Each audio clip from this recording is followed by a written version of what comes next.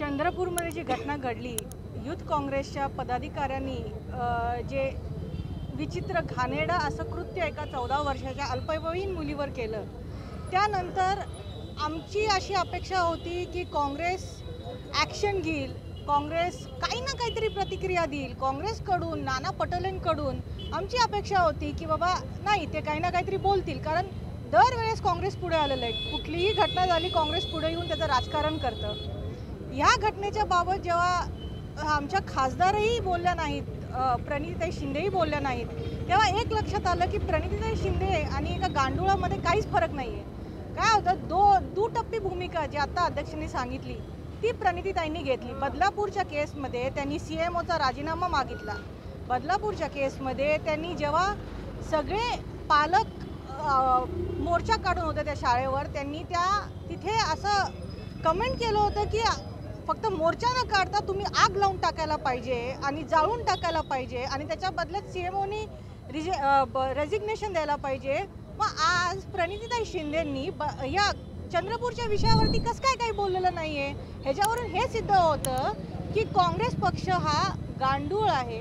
प्रणिती शिंदे यांची भूमिका स्पष्ट झालेली आहे। त्यांची काँग्रेसची संस्कृती दिसून येते की बाबा जेव्हा राजकारण करायचं असतं काँग्रेस समोर येऊन राजकारण करतं, पण जेव्हा घटना त्यांच्या पक्षात घडती त्यावेळेस त्या पक्षामधली कुठलीच महिला अध्यक्ष असेल, कुठलीच महिला आमदार असतील, खासदार असतील, काहीही ते त्याच्यावरती बोलत नाहीत।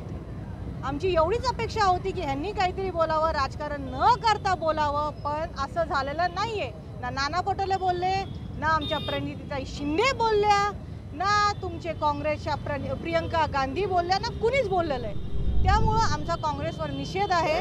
आणि जसा त्यांनी CMOचा राजीनामा मागितला तसा मी विचारते की आज नाना पटोले येऊन राजीनामा देणार आहेत का, जबाबदारी घेणार आहेत का, प्रणिती शिंदे त्यांना हा प्रश्न विचारणार आहेत का त्यांची भूमिका आता गांडुळासारखीच राहणार आहे की एकदा एक बोलायचं आणि जेव्हा स्वतःवर येतं तेव्हा अजिबातच बोलायचं नाही।